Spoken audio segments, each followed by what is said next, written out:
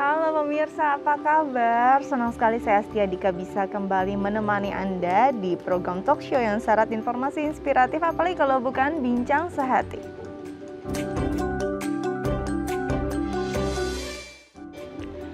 Ya, pemirsa Bincang Sehati pasti sudah tidak asing dengan istilah kolesterol. Ini kalau tidak diatur dengan baik bisa berakibat fatal pada tubuh. Karena itu hari ini adalah yang akan kita bahas, yaitu tentang kolesterol tinggi atau hiperlipidemia. Wow, ini pasti seru banget karena apalagi masyarakat sekarang di perkotaan suka jarang mengontrol makanannya, kolesterolnya menumpuk.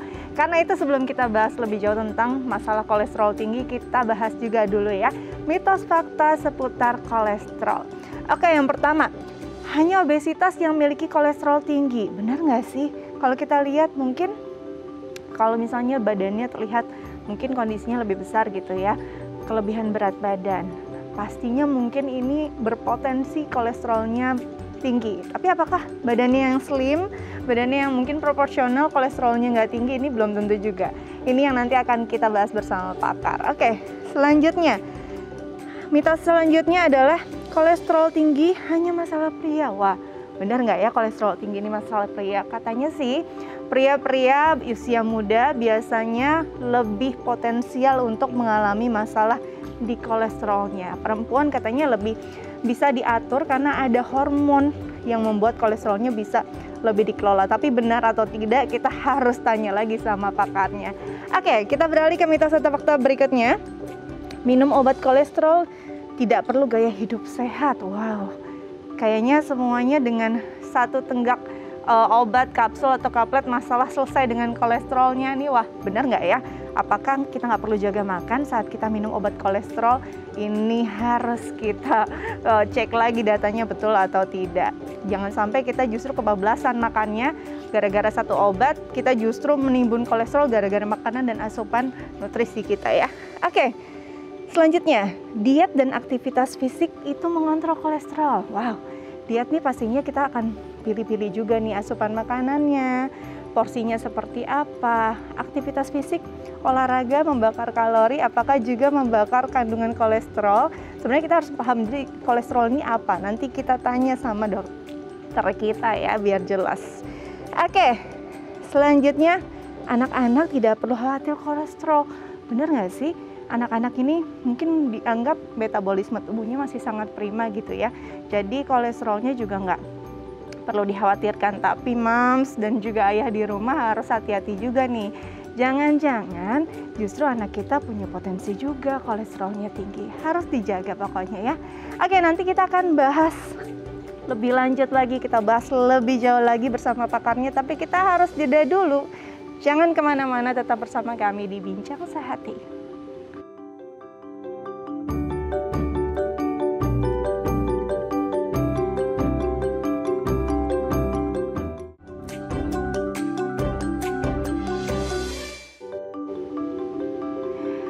Ya, pemirsa Bincang Sehati kembali lagi bersama kami. Dan ini hari ini adalah pembahasan yang cukup penting nih seputar kolesterol. Pastinya jadi primadona pada kesehatan kaum urban, apalagi dengan mobilitas tinggi yang mungkin kurang peduli dengan pola hidup sehat. Oke, untuk membahas mitos fakta yang tadi sudah saya sampaikan di segmen sebelumnya, sudah hadir bersama saya ada Dr. Kristanto, SPPD, spesialis penyakit dalam dari Seci Hospital. Langsung kita sapa. Halo dok, apa kabar? Ya, selamat pagi, baik pasti. Oke, ya, harus sehat ya, kita harus terus sehat nih biar harus bisa melayani masyarakat. Oke dok, ya. Di segmen sebelumnya saya sudah membahas sedikit nih seputar mitos atau fakta tentang kolesterol. Tapi harus kita cek lagi pada pakarnya ya. Yang pertama yang mau saya cek adalah, katanya hanya orang yang obesitas yang punya potensi kolesterol. Itu benar nggak sih dok? Iya, jadi ini mitos ya. Mitos ya. Dari penelitian juga menunjukkan bahwa orang yang berat badannya normal itu 10-37% memiliki kadar kolesterol yang tinggi dalam darah. Jadi masalah ini bukan cuma pasien-pasien yang obesitas atau orang-orang dengan berat badan yang berlebih atau gemuk. Jadi bukan cuma masalah obesitas saja, mungkin itu potensinya besar juga gitu ya. Iya, Tapi yang kurus, langsing, cantik, proporsional tuh nggak bisa aja. lepas juga dari momok kolesterol ini ya. Iya, Bisa juga bisa juga. terpapar kolesterol. Wow. Selanjutnya, kolesterol tinggi ini hanya masalah pria, benar nggak nih? Wah, deg-degan dong dokter. Gimana dok? Ya, jadi kolesterol tinggi ini bisa dialami baik pria maupun wanita. Oke. Bahkan penelitian-penelitian menunjukkan pada usia 50 tahun ke atas, itu wanita kolesterol lebih tinggi Oh ya? dibandingkan dengan pria seusianya gitu. Memang kalau sebelum usia 50 tahun rata-rata pria lebih tinggi, tapi setelah usia 50 tahun ke atas justru kebalikannya, kadar LDL wanita lebih tinggi, trigliseridnya lebih tinggi Oke. gitu. Jadi wanita-wanita juga perlu paham dan Waspada perlu gitu ya. waspada. Kenapa sih dok? Kenapa jadi wanita tiba-tiba bisa lebih tinggi potensinya? Apakah pola hidupnya yang bergeser atau memang ada metabolisme tubuh pada wanita yang berubah saat usianya menginjak usia tertentu? Ya, jadi memang wanita kan ada hormon ya, estrogen yang sifatnya protektif lah istilahnya terhadap penyakit jantung gitu. Begitu mendekati usia menopause ya ada perubahan metabolisme yang membuat kadar kolesterolnya jadi lebih tinggi gitu. Oh oke, jadi nggak cuma pria nih, para perempuan di rumah harus hati-hati juga ya, termasuk saya nih harus kontrol juga, jangan-jangan kolesterolnya sudah menumpuk. Oke, selanjutnya nih katanya minum obat kolesterol tidak perlu gaya hidup yang sehat. Memangnya selesai ya dengan satu tablet itu? Gimana dok? Ceritain dong. Iya, jadi meskipun sudah minum obat kolesterol, tetap gaya hidup sehat harus diperlukan ya. Tetap olahraga, tetap makannya harus bagus, seimbang dietnya. Juga stop merokok, ya itu juga sangat penting untuk menjaga kadar kolesterol dalam tubuh. Jadi percuma ya, walaupun kita sudah minum obat kolesterol tapi gaya hidupnya nggak berubah, apalagi masih merokok, mungkin masih mengonsumsi asupan yang tidak terlalu baik untuk tubuh, tetap aja kolesterolnya bisa datang ya dok ya? Iya, dan komplikasinya juga terjadi ya. Gaya hidup sehat akan membantu untuk mengurangi komplikasi dan mengontrol tekanan darah, kontrol kadar gula darah yang akan menyebabkan penyakit jantung di kemudian hari gitu. Oke, jadi tetap ya walaupun sudah minum obat kolesterol harus dong pola hidup sehat itu jadi hal yang utama kayaknya saat ini ya, harus jaga kesehatan. Oke, selanjutnya nih, diet dan aktivitas fisik kontrol kolesterol, sejauh mana ini berpengaruh dok? Oke, kalau aktivitas fisik ya jelas. Jadi olahraga ya, olahraga itu sangat penting dalam mengatur kadar kolesterol. Olahraga akan memproduksi kolesterol yang baik. Ya. Kolesterol yang baik akan meningkat, kemudian dia akan membuang kolesterol yang buruk. Jadinya kolesterol yang jahat akan lebih rendah kadarnya. Nah, kemudian diet ini secara umum kita nggak bisa bilang berperan cukup besar ya. Jadi diet berperan, tapi tidak sebegitu besarnya dalam mengontrol kadar kolesterol. Tapi tetap diperlukan diet-diet tertentu, misalnya sayuran, buah-buahan, serat, terus kemudian ikan ya yang mengandung omega 3, omega 6, itu yang akan membantu kadar kolesterol. Tapi perannya tidak sebesar itu gitu. Dan harus dipilih jenis makanannya, kemudian jumlahnya, dan harus ketat juga gitu. Jadi diet sih sebenarnya tidak terlalu begitu berpengaruh ya. Tapi tetap harus dilakukan. Oke, karena kalau diet misalnya mungkin ada yang diet makan telur gitu, telurnya banyak 1 kilo, tetap aja kolesterolnya kena juga ya dok ya. Oke, nah ini yang perlu diperhatikan untuk teman-teman yang lagi sahabat diet kita gitu ya, belum tentu loh kolesterolnya tetap sehat ataupun terjaga saat kita diet. Jadi harus benar-benar dilihat komposisi dan nutrisinya seperti apa. Oke, selanjutnya nih katanya anak-anak tidak perlu khawatir kolesterol, benar nggak sih dok? Iya, jadi salah ya. Dari anak-anak pun harus memperhatikan kadar kolesterol ya, terutama buat orang tuanya nih. Karena dari CDC itu diperlihatkan 23% anak usia 12 tahun ke atas itu kolesterolnya tinggi. Biasanya karena konsumsi makanan karbohidrat sederhana. Jadi kayak gula-gula ya, kue segala macam itu, dan gaya hidup yang tidak aktif gitu. Apalagi zaman sekarang makin banyak yang seperti itu. Dan yang satu lagi perlu perhatikan adalah adanya faktor keturunan. Jadi kalau misalnya orang tuanya atau di keluarganya ada kadar kolesterol yang tinggi, yang bersifat keturunan atau familial, itu juga akan menurun ke anaknya. Jadi kita harus perhatikan juga untuk kondisi-kondisi seperti itu. Oke, apalagi anak-anak zaman sekarang saat pandemi ini di rumah aja, mager, yang biasanya mereka harusnya bergerak, dunianya bermain, Jadi mungkin dengan gawainya aja ini bisa jadi ya ngemil main ini bisa jadi penumpukan kolesterol. Jadi mungkin orang tua di rumah bisa aware juga ya seperti apa anak-anaknya, komposisi makanannya seperti apa, jangan sampai justru masih kecil sudah ada kolesterol yang membahayakan. Oke, ini makin seru nih dok, nanti kita bahas juga ya tentang dampaknya saat kolesterol kita tinggi, tapi kita harus jeda dulu ya. Nah, keluarga Indonesia di rumah, jangan kemana-mana, tetap bersama kami di Bincang Sehati.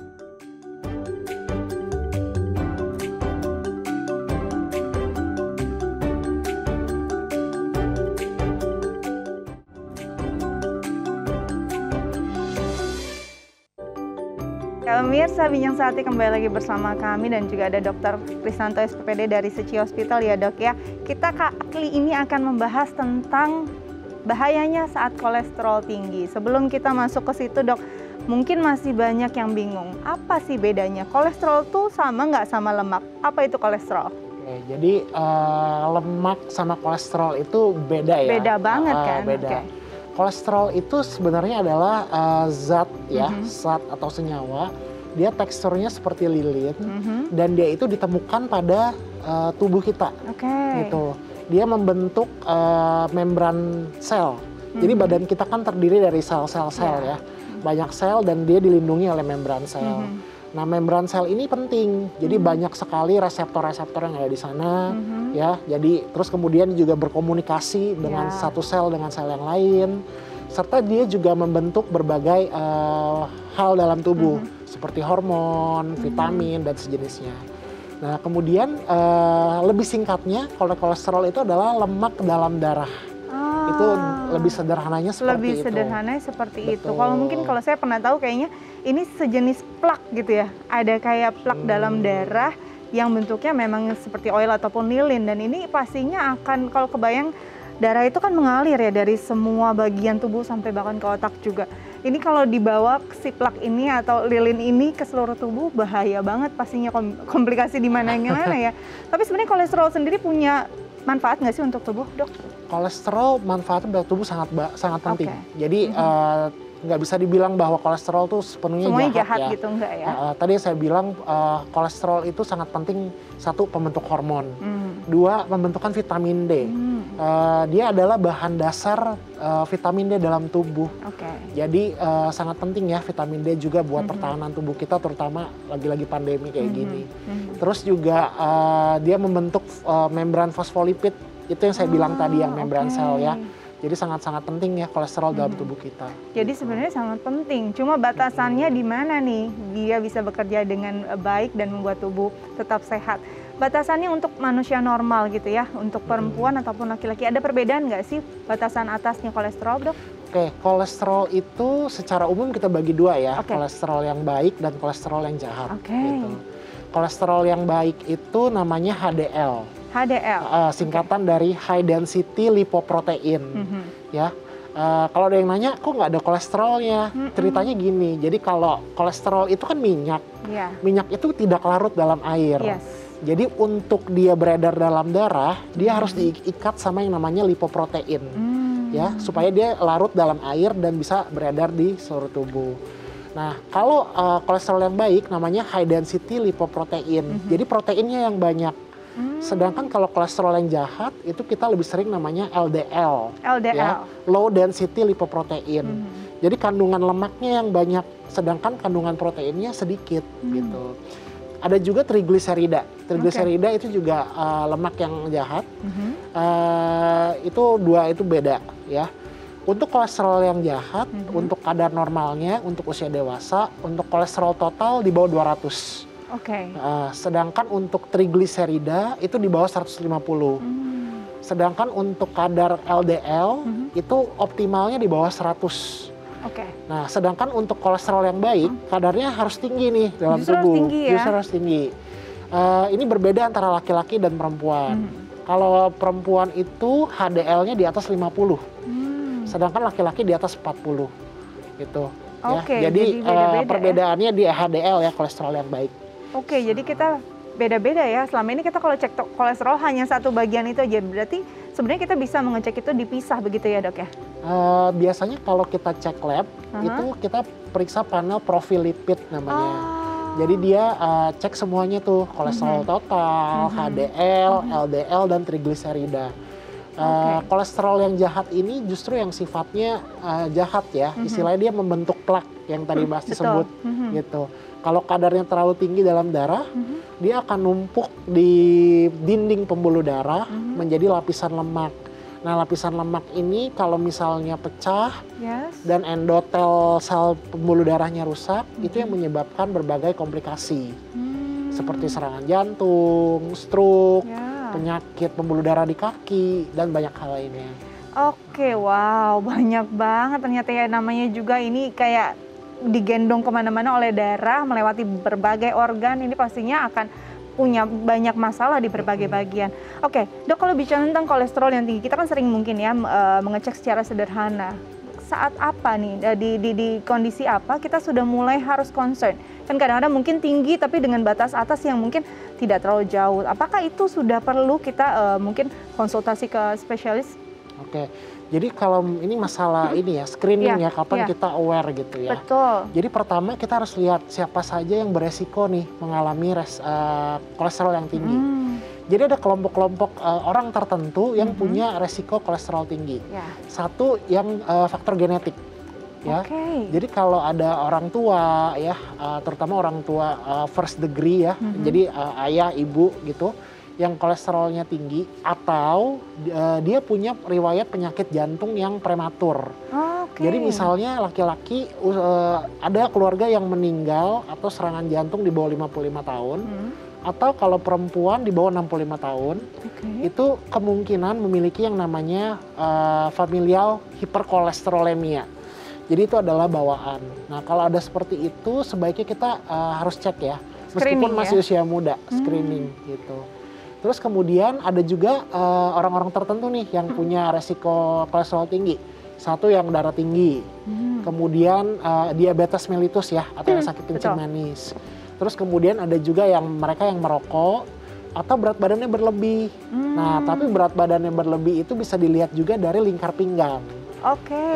Jadi kalau laki-laki lingkar pinggangnya di atas 90 cm. Di atas 90? Kalau perempuan di atas 80 cm. Itu sebaiknya melakukan pengecekan kadar kolesterol dalam darah gitu. Wah nih teman-teman di rumah nih, pemirsa di rumah ya, coba mulai cek lingkar pinggangnya, jangan sampai sudah melewati batas. Kalau enggak ya udah mulai screening, jangan-jangan kolesterol kita lumayan tinggi. Nah tadi mungkin dari bentuk fisik gitu ya, ada juga faktor genetik atau mungkin memang ada keluarga di rumah, ini perlu jadi perhatian lebih gitu ya. Betul. Tapi ada nggak sih gejalanya sebenarnya saat kolesterol kita diambang atau melewati batas? Gejala-gejala ringan yang mungkin bisa jadi satu sinyal gitu, Dok. Kalau gejala itu kolesterol tinggi sebagian besar tidak bergejala. Jadi banyak orang yang datang, aduh lehernya pegel-pegel. Iya, katanya kan gitu tuh, pegal di area pundak, leher. Bener nggak sih, Dok, itu? Sakit kepala itu nggak selalu nggak selalu. Jadi banyak orang-orang yang tidak ada gejala apa-apa dicek kolesterolnya tinggi. Ada juga orang yang pegel-pegel dicek kadar kolesterolnya normal gitu loh. Jadi itu tidak benar ya, tidak berpengaruh. Kebanyakan tidak bergejala. Tapi kalau kadar lemaknya tinggi dalam darah, bisa saja muncul gejala klinis yang kita bisa lihat dari luar. Ada juga yang namanya penumpukan lemak di jaringan kulit ya. Itu bisa terjadi ya kalau lemaknya sangat tinggi sekali. Terus ada juga yang korneanya ya di sini, di kelipatan matanya itu warnanya jadi kuning. Terus kemudian sklera tuh yang putih, bagian mata yang putih yang di dalam itu juga bisa menguning warnanya pada orang yang kolesterolnya sangat tinggi. Itu bisa jadi tanda-tanda ya, kita bisa lihat sendiri, cek sendiri ya, Dok ya. Jadi saat area ini ada warna kuning, ronanya di dalam, mungkin kita bisa cek juga ya. Bisa cek langsung juga, ya screening ya. Wow. Tapi yang tadi saya bilang kebanyakan adalah tidak bergejala. Jadi ya sebisa mungkin kita harus lakukan pemeriksaan sih, terutama usia 40 tahun ke atas ya. Berarti sebenarnya mau bergejala ataupun tidak, saat usia 40 tahun ke atas tidak ada salahnya dong kita periksa kolesterol kita? Betul, tidak ada salahnya. Dok, masih bisa nggak sih kita atasi dengan pola makan sebenarnya kolesterol ini? Kolesterol itu sebenarnya 70-80% diproduksi sendiri oleh tubuh. Oh, oke. Jadi hati ya, liver yang memproduksi kolesterol. Untuk diet itu bisa, tapi tidak bisa menurunkan. Dia itu kebanyakan menghambat penyerapan lemak. Tapi ini juga fakta-fakta yang sangat menarik nih saya harus bagikan. Betul, ya. seru nih. Jadi kayak kalau diet itu kita mengenal macam-macam diet nih di dunia gitu. Jadi memang hanya diet tertentu saja yang bisa menurunkan atau menjaga kadar kolesterol. Apa tuh, Dok? Biasanya diet Mediterranean ya, yang banyak makan sayuran, buah-buahan, ikan ya, itu bisa. Terus kemudian yang bisa menjaga kadar kolesterol, serat terutama ya. Tapi seratnya juga harus yang serat larut air. Oke. Serat larut air yang bisa menurunkan kadar kolesterol. Serat larut air itu yang kita butuhkan kalau misalnya untuk menjaga kolesterol jumlahnya cukup banyak. Sekitar 10-30 gram per hari. Wow. Analoginya seperti ini, kalau kita makan oatmeal 80 gram, jadi satu gelas, itu fibernya cuma 4 gram. Betul. Jadi bayangin deh kalau misalnya kita butuh 20 gram, kita harus makan 5 cup oatmeal satu hari. Aduh, gimana caranya? Gak mungkin ya, maksudnya udah keburu kenyang gitu loh. Betul. Jadi jumlahnya sangat banyak. Biasanya pasien-pasien juga, aduh gak bisa nih makan sebanyak itu gitu. Terus kemudian yang kedua harus rendah gorengan-gorengan ya, lemak-lemak yang jenuh. Lemak itu semakin padat bentuknya, itu semakin jahat, istilahnya seperti itu. Jadi kalau kita sering makan butter, ya, mentega. Waduh, aku suka banget tuh, Dok. Pastry, kroffel ya, segala macam sekarang yang lagi ini. Bikin pusing nih faktanya dari dokter. Dok, berguna nggak sih saat kita detox? Sekarang kan banyak nih program detox kan. Nah, itu berguna nggak untuk istilahnya membantu kita menyeimbangkan kolesterol? Logikanya gini, kolesterol itu terus ada ya. Terus ada. Ya, kalau detox kita hanya lakukan sekali-sekali. Kalau jadi harus rutin gitu ya? Iya, jadi nggak bisa menjaga segitunya gitu. Jadi kita harus rutin tetap. Jadi harus konsisten, jangan berharap detox 1 hari bisa menyelamatkan hidup Anda seumur hidup, nggak begitu ya. Jadi harus rutin, harus konsisten. Dok, kalau bicara nih misalkan dari pola makan, kok kayaknya saya nggak banyak makan deh yang berlemak atau nggak banyak makan yang dengan kolesterol tinggi. Mungkin kan nggak sih kolesterolnya tinggi? Karena bisa terjadi juga gitu. Bisa. Apa yang menyebabkan? Makan tidak banyak belum tentu komposisinya baik gitu. Jadi banyak banget makanan-makanan yang tinggi kolesterol, seperti misalnya seafood, ya, kuning telur, ya, kuning telur tuh 1 butir kuning telur ayam itu kolesterolnya 200 gram per, ya, sedangkan 1 hari kita cuma butuh 300 sampai 500. Aduh, gimana yang makan mie instan double telur nih? Iya, jadi udah makan telur 1 ya kebutuhannya udah terpenuhi sekitar 2/3-nya ya, 60%. Belum lagi makan lain-lain ya kan, nggak mungkin makan sekali doang gitu. Jadi itu juga harus diperhatikan. Terus kemudian tadi banyak goreng-gorengan, lemak jenuh ya, fast food itu juga banyak mengandung kolesterol yang menyebabkan kadar kolesterol tinggi dong. Itu makanya anak-anak bisa juga ya kena kolesterol karena kan tadi suka junk food, fast food gitu ya. Iya. Nah, untuk anak-anak sendiri potensinya sejauh mana sih, Dok, bisa kolesterolnya tinggi selain memang dia punya faktor genetik atau keturunan dari orang tua? Kalau anak-anak, sebenarnya dokter anak ya lebih ini ya, tapi coba saya bantu sedikit. Kalau anak-anak itu ya sebaiknya kita lakukan dari kecil sedini mungkin nih. Pola hidup sehatnya ya? Kalau dari WHO dibilang menyusui 12 bulan ya, breastfeeding ya, pakai ASI itu membantu menurunkan resiko kolesterol di kemudian hari. Terus ada juga mulai 2 tahun, usia 2 tahun itu kadar lemaknya harus diturunkan. Jadi sehari cuma boleh makan 25-30% lemak gitu. Terus kemudian tetap aktivitas fisik dan jangan makan yang karbohidrat sederhana ya. Kan banyak sekarang tuh kayak boba, bubble tea, segala macam itu. Karbohidrat yang terlalu berlebihan itu juga dikonversi menjadi kolesterol dalam darah. Jadi kita harus jaga juga karbohidrat yang seperti itu gitu supaya jangan dimakan. Ini nih yang harus jadi mungkin perhatian ya, ternyata kolesterol itu tidak diubah cuma dari lemak. Iya. Jadi dari karbohidrat juga bisa diubah. Iya. jadi lemak. Bahkan katanya di dalam sayuran-sayuran tertentu ada yang kandungan karbohidrat lebih tinggi daripada seratnya ya dok ya? Iya betul. Jadi bukan berarti makan sayur banyak-banyak bisa makan gorengan banyak-banyak, nggak gitu juga ya? Nggak gitu. Konsepnya nggak makan bakwan toh ada sayurnya, nggak gitu? Iya, nggak. Oke, ini mungkin yang salah kaprah yang harus kita betulin juga ya, mungkin saya juga. Nah dok, kalau bicara tentang tadi ya, saat kolesterol ini bukan cuma jadi satu hal yang sudah tinggi, tapi sudah masuk ke dalam ranah mengganggu kesehatan. Ada penyakit-penyakit apa saja yang berpotensi terjadi setelah kolesterol kita memang di atas batas kita? Oke, jadi kalau kolesterol tinggi, kolesterol yang jahat tinggi, itu akan menumpuk pada dinding pembuluh darah yang tadi saya bilang. Dia akan ditumpuk di pembuluh darah dan itu terjadinya juga seiring dengan usia semakin tebal plak pembuluh darahnya. Kemudian plak pembuluh darah ini kalau pecah, dia bisa menyebabkan berbagai penyakit. Dari kepala ya, kita bisa stroke, terus kemudian kalau bisa sakit jantung ya, penyakit jantung koroner ya, itu karena pecahnya plak lemak yang ada di pembuluh darah, sehingga menyumbat aliran darah. Kemudian juga yang namanya ada penyakit arteri perifer, terutama di kaki. Ya, jadi di kaki juga bisa tuh numpuk plak lemaknya, terus kemudian pecah, muncullah itu penyakit arteri perifer tadi. Ya, begitu lemaknya mulai tebal, aliran darah otomatis akan berkurang, ya, sehingga menyebabkan sel-sel yang ada di tubuh kita mengalami kekurangan oksigen, kekurangan suplai nutrisi yang diperlukan. Itulah yang menjadi penyakit gitu. Wah, ternyata banyak ya, benar-benar dari kepala sampai kaki bisa terjadi masalah kesehatan saat kolesterol kita tinggi. Nanti kita lanjut lagi ya dok ya. Oke, pemirsa di rumah, jika Anda ingin melayangkan pertanyaan terkait tema kita hari ini, bisa lo telepon ke kami di 021 290 32644 atau DM ke Instagram kami di @bincangsaati.tv. Jangan kemana-mana, kami akan kembali lagi, tetap bersama kami di Bincang Saati.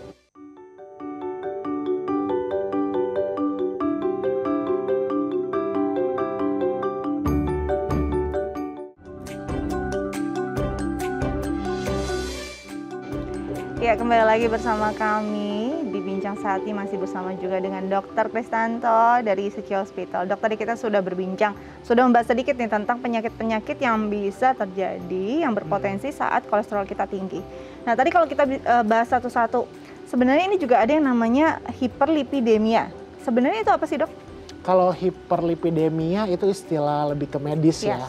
Hiper artinya berlebih, lipidemia artinya lemak dalam darah. Jadi ya hiperlipidemia adalah kadar lemak dalam darah yang tinggi. Istilah di medis lagi ada yang namanya dislipidemia. Jadi hiperlipidemia ini adalah salah satu ya bagian dari dislipidemia tersebut gitu. Oke, dan apakah ini sama berbahayanya dengan yang tadi mungkin kondisi-kondisi yang sudah dibahas tadi gitu ya? Jadi memang sama dengan saat kolesterol tinggi ya, hiperlipidemia ini bekerjanya juga mungkin impactnya akan sama gitu. Iya, jadi ya kolesterol tinggi ya tadi saya bilang, kolesterol dalam darah itu ada 4 tadi ya. Kalau kolesterolnya tinggi dalam darah ya, dia akan membentuk cikal bakal plak lemak yang tadi dalam darah. Jadi semakin lama kadar kolesterol tinggi dalam darah, ya semakin banyak plak lemak yang terbentuk gitu. Oke, baik. Nah ini kayaknya sudah ada penelpon nih dok, mau menanyakan terkait tema kita hari ini. Halo? Halo? Ya, halo, dengan siapa? Dengan Ibu Yani. Ibu Yani di mana? Ibu Yani. Ibu Yani di mana Ibu Yani? Di Jakarta. Oke, Ibu Yani dari Jakarta. Selamat Silakan pagi, Ibu, Bu. ada yang ingin ditanyakan bersama dokter kita hari ini. Silakan Bu.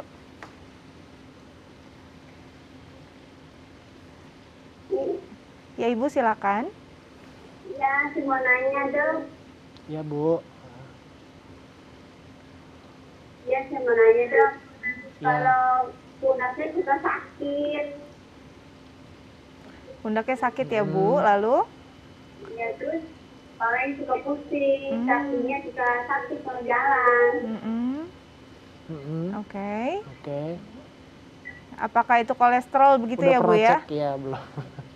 Ini juga ada lambung. Oh, ada lambung juga. lambung Ibu juga. boleh tahu usianya berapa Ibu sekarang? 30 tahun. 30 tahun. Oke, jadi ada keluhan di pundak, kepala, kaki ya, dan ada lambung juga. Yang ingin ditanyakan apa ini gejala dari kolesterol yang tinggi? Begitu ya Bu ya? Iya. Oke, baik. Dok, tadi gejalanya seperti itu dari Ibu Yani, usianya 30 tahun, ada masalah di tadi kepala, pundak, kaki gitu ya, dan juga lambung. Apakah ini ada kemungkinan potensi dari kolesterol yang tinggi? Oke, jadi ya terima kasih ya Bu Yani ya buat Iya. teleponnya. Jadi Bu Yani ini masih muda ya, 30 Masih muda tahun loh, ya. lebih muda dari saya justru. Masih muda, 30 tahun, juga ada keluhan pundak, di kaki Ya. ya, lambung juga ada tadi. Sebenarnya kalau apakah gejala dari kolesterol? Belum tentu. Belum tentu. Betul. Jadi ya kalau kita mau cek kolesterol ya kita harus cek dulu ya. Gitu. Tapi kalau kakinya jalan sakit gitu ya, apalagi kalau istirahat dia membaik sakitnya, itu bisa jadi penyakit arteri perifer juga bisa. Oh ya? Akibat penumpukan kolesterol. Tapi lagi-lagi harus diperiksa ya, nggak bisa seperti itu juga. Bisa aja pundaknya sakit karena masalah otot ya, atau masalah muskuloskeletal yang lain ya, itu juga bisa. Demikian juga kaki, itu juga bisa ya. Oke, wah ini seru juga nih yang masalah kaki. Kayaknya semua orang lebih pada konsen pada pundak dibandingkan kaki saat ada masalah kolesterol. Apa tadi lagi dokter bilang saat jalan, mungkin kalau kaki sakit karena ada masalah otot, ada di ankle atau apapun, itu akan terus nyeri walaupun kita tidak beraktivitas begitu ya. Tapi kalau kolesterol mungkin saat berjalan sakit, saat dia diam ini akan mereda gitu ya? Iya, betul. Ada itu namanya, kita istilahnya claudication intermittent. Jadi dia nyeri saat berjalan ya, tapi begitu istirahat dia langsung membaik gitu. Tapi ya tetap harus diperiksa ya di klinik ya. Ada pemeriksaan-pemeriksaan sederhana yang bisa menilai apakah ini ada penyakit arteri perifer atau tidak. Baru dari pemeriksaan sederhana itu ya nanti kalau diperlukan baru lanjut ke pemeriksaan yang lebih kompleks, yang lebih advance gitu. Selain nyeri ada tidak sih mungkin tanda fisik, mungkin ada ada benjolan atau pembuluh darah yang terlihat, atau mungkin ada kaitannya dengan tanda fisik yang dari luar nggak saat itu memang ada gangguan dari kolesterolnya? Kalau penyakit arteri perifer akibat kolesterol yang tinggi itu biasanya gejalanya dia kakinya lebih pucat warnanya. Oke, langsung lihat di kaki saya. Lebih pucat, terus juga bisa kesemutan ya. Kesemutan, terus nyeri, terus juga bisa lebih dingin gitu ya. Jari-jarinya ujung-ujungnya kelihatannya juga lebih hitam warnanya. Jadi itu karena suplai darah terganggu akibat plak lemak yang tadi. Gitu. Oh wow, kayaknya nih semua ada dalam list saya nih dok. Mau harus langsung cek kolesterol setelah ini kayaknya. Serem banget, wow. Nah selain tadi mungkin di kaki gitu ya dok ya, apalagi yang mungkin terjadi saat tadi kondisinya hiperlipidemia? Hiperlipidemia yang kita sering juga trigliserid yang tinggi. Ya, kalau trigliseridnya di atas 500 itu bisa menyebabkan pankreatitis. Pankreatitis itu adalah kelenjar di perut ya. Kelenjar di perut dia menghasilkan enzim yang untuk mencerna lemak. Jadi tapi kalau kadar trigliseridnya tinggi itu bisa menyebabkan pankreatitis akut. Jadi sakit perut, mual muntah ya. Sampai kondisinya berat juga bisa gitu. Jadi kita harus jaga juga kadar trigliserid gitu. Oke, jadi bisa ada rasa nggak nyaman di perut juga ya dok ya? Nggak selalu sih, tapi kalau pankreatitis jelas tandanya sangat-sangat berat ya klinisnya gitu. Dok, saat sudah seseorang memang mungkin dokter menyatakan ini kondisinya dengan kolesterol yang membahayakan, biasanya penanganan apa sih yang dokter ambil untuk bisa mengobati pasien-pasien tersebut? Oke, jadi kalau kolesterol tinggi itu secara umum, secara garis besar penata laksanaannya ada dua. Yang pertama non obat-obatan atau non farmakologi. Yang kedua adalah obat-obatan. Saya masuk dari yang pertama dulu ya. Non farmakologi itu kita pertama olahraga. Olahraga yang disarankan itu 1 minggu 4-6 kali. Durasinya 300 menit seminggu. Jadi 300 menit seminggu. 300 menit seminggu dengan intensitas yang sedang. Jadi kayak jogging ya, lari, aerobik ya. Berenang itu masuk ke dalam olahraga. Jadi kira-kira durasinya 1 hari 50 menit gitu ya? Sehari 30 sampai 60 menit ya. Jadi bisa dilakukan seperti itu. Terus kemudian yang kedua, bagi mereka yang merokok, stop merokok. Stop rokok. Harus wajib. Wajib, nggak ada lagi no excuse gitu ya. No excuse, harga mati ya, nggak bisa. Yes. Terus berikutnya yang ketiga adalah ya tadi, dietnya kita atur. Ya, hindari makanan-makanan yang lemaknya tinggi. Ya, goreng-gorengan, mentega, butter ya. Telur. Betul, dikurangi jumlahnya.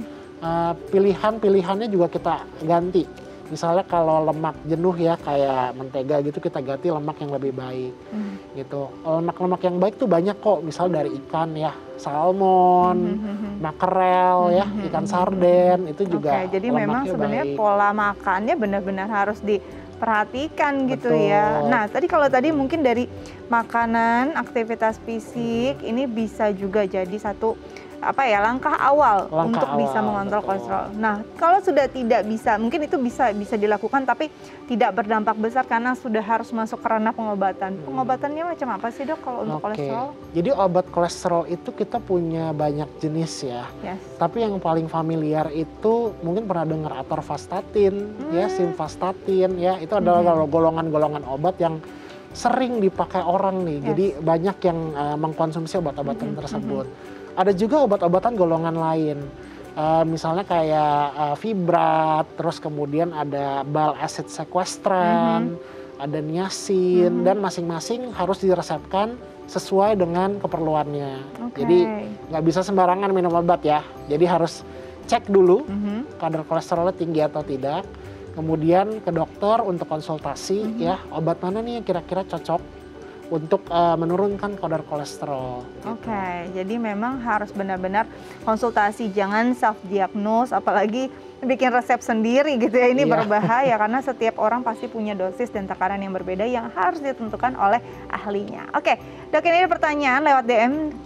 Dok, saya ada keluhan sakit kepala di bagian belakang bawah kiri. Kolesterol saya 282, padahal sudah jaga pola makan. Saya diberikan obat atorvastatin, kalsium 20 mg, tapi masih sakit kepala dan sakit perut. Nah ini kenapa dok? Apa yang harus dilakukan selanjutnya? Baik, terima kasih.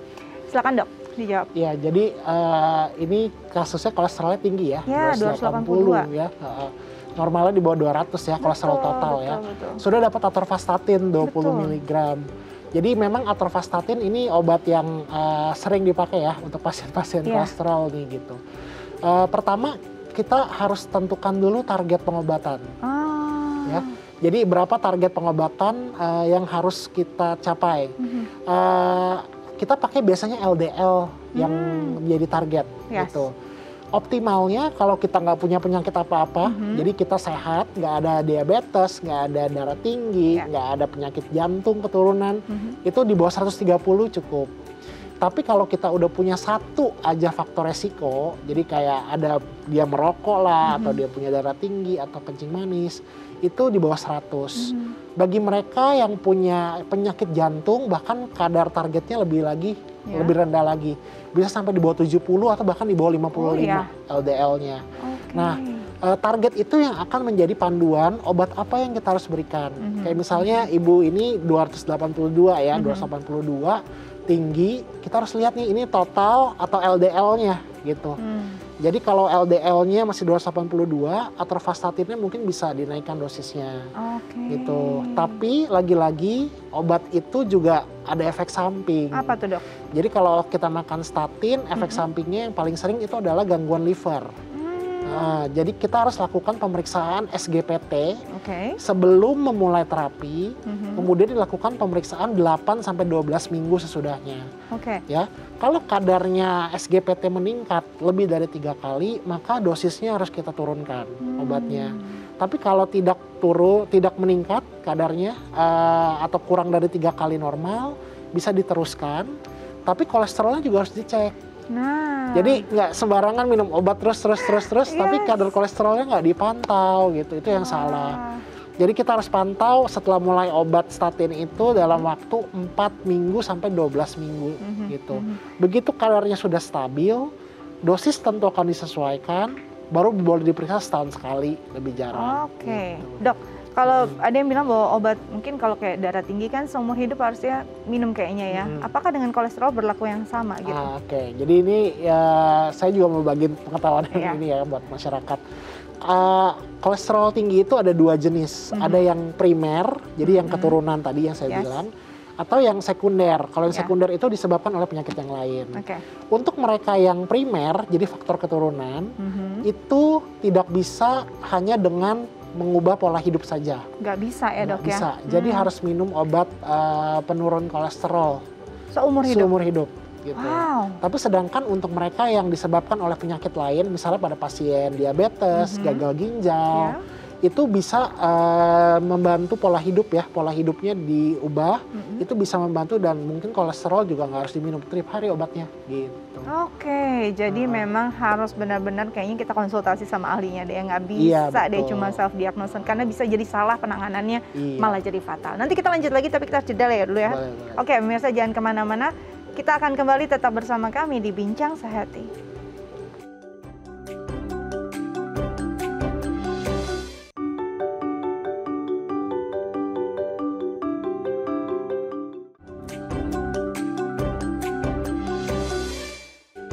Ya, kembali lagi pemirsa bersama kami di Bincang Sehati, masih membahas tentang kolesterol. Nah, ini kayaknya jadi animo masyarakatnya luar biasa ya, bahkan ada yang menelpon lagi nih. Langsung kita sapa. Halo. Halo, dengan siapa di mana? Halo, dengan Ica di Jakarta. Oke, apa Mbak yang ingin ditanyakan? Silakan. Iya, waktu 2 bulan lalu saya ada cek kolesterol dan darah tinggi. Nah, dokter bilang ini ada pengentalan darah ya. Oke. Udah gitu, ini udah hari sudah beberapa hari, udah 1 bulan minum obat dan cek lagi udah ada penyembuhan gitu. Nah, sekarang saya disuruh minum obat untuk 4 hari ya. Iya. Nah, ini apa seterusnya minum obat atau gimana ya, dok? Oke. Dokter boleh ada yang ingin ditanyakan, silakan dok. Iya, selamat pagi. Obatnya apa ya kalau boleh tahu ya namanya? Dokter, ini ada obatnya untuk pengencer darahnya, Lixiana 30 mg. Oke. Dan untuk kolesterolnya itu atorvastatin. Oke. Berapa miligram Berapa atorvastatinnya? miligram, Mbak? Atorvastatinnya di sini nggak ada ya. Kalau yang Lixiana-nya 30 mg. Oke. Baik, dok. Bagaimana dok? Jadi ya sebenarnya tadi kita harus minta data yang lebih lengkap ya. Kadar kolesterol awal berapa, setelah minum atorvastatin 1 bulan turun jadi berapa gitu. Dari situ baru kita bisa tentukan nih dosisnya harus tetap atau kita turunkan supaya mempertahankan kadar kolesterolnya baik gitu. Oke. Nah, sedangkan untuk pengencer darah ya mungkin kondisi-kondisi saya nggak tahu ya, kondisi khususnya ada yang indikasi khusus tertentu harus diberikan pengencer darah. Tapi nggak semua pasien. Nggak semua pasien kolesterol. Tidak semua pasien kolesterol butuh pengencer darah. Ada kondisi-kondisi khusus tertentu yang memang memerlukan. Tapi tidak rutin ya. Jadi misalnya kalau pasiennya ada trombosis vena dalam atau dia ada riwayat jantungnya atrial fibrilasi ya, iramanya nggak teratur, resiko stroke-nya tinggi, baru memerlukan pengencer darah gitu. Jadi tidak selalu berkaitan ya antara pengentalan darah dengan kolesterol. Jadi sebenarnya apa yang harus dia lakukan? Apakah terus, kan ini kan dilihat lagi perkembangannya 4 hari begitu ya dok? Berarti memang harus dilihat terus, dicek terus begitu? Betul, jadi ya saran saya sih untuk ibu penelpon barusan, Mbak Ica ya, itu ke dokter ya, ke dokter lagi, ke dokter sebelumnya. Kita harus lihat per kasus ya, nggak bisa dengan telepon begini. Jadi kita harus lihat per kasus, perlu nggak diteruskan atau kalau nggak perlu ya di stop gitu. Jadi harus lihat kasus per kasus ya. Apalagi tadi ada gejala lain ya, pengentalan darah yang sebenarnya tidak identik dengan kolesterol tinggi. Ini juga harus dilihat apakah sebenarnya ada masalah juga di bagian lain begitu ya dok ya. Iya. Oke, mudah-mudahan Mbak Ica ini bisa sedikit menjawab ya. Sepertinya harus kembali lagi ke rumah sakit, harus cek secara lengkap. Oke dok, sekarang kita akan mengulas beberapa nih tips tentang menjaga kolesterol. Dokter, baiknya seperti apa saran yang dokter berikan? Yang pertama adalah mengonsumsi banyak sayur dan buah untuk mengontrol kolesterol. Saran dari dokter seperti apa? Iya, jadi nutrisi yang paling baik untuk kolesterol adalah diet yang seimbang ya. Diet yang seimbang, jadi nggak bisa cuma makan buah dan sayur karena kita butuh makronutrien yang lain gitu. Kita butuh karbohidrat, butuh protein, lemak juga kita butuh gitu untuk prekursor bahan-bahan yang penting dalam tubuh kita. Sayur dan buah-buahan memang bisa membantu, tapi dia terutama di serat ya. Jadi dia menghambat penyerapan lemak itu saja. Tapi tetap diet yang seimbang kita perlu lakukan gitu. Tapi ya tadi kita pilih-pilih jenisnya. Karbohidratnya jangan pilih yang sederhana. Jadi roti yang putih, terus kemudian tepung-tepungan. Jangan ya. Jangan. Terus minyak-minyakannya juga kita harus ganti dengan yang lebih baik gitu. Oke, say no to bakwan pokoknya ya. Oke, selanjutnya ini ya dok, tadi kan mungkin mengontrol berat badan. Penting nggak sih mengontrol berat badan juga untuk paling tidak menjaga kadar kolesterol, walaupun sebenarnya tidak ada urusannya nih dengan berat badan ternyata ya. Gimana dok? Berat badan penting. Penting tetap penting. Ya. Jadi yang obesitas atau yang overweight memang kadar kolesterolnya lebih tinggi. Itu dan otomatis. penurunan berat badan juga diperlihatkan menurunkan kadar kolesterol dalam darah. Jadi tetap perlu kontrol berat badan. Gitu. Tetap ya, karena tetap ini bukan cuma untuk kolesterol kok ya. Berat badan ideal itu bisa berdampak baik untuk semua organ. Oke, olahraga yang teratur. Gimana dok? Olahraga apa nih yang cocok? Apalagi mungkin yang tadi kan dokter bilang sebenarnya yang medium ya, yang ringan.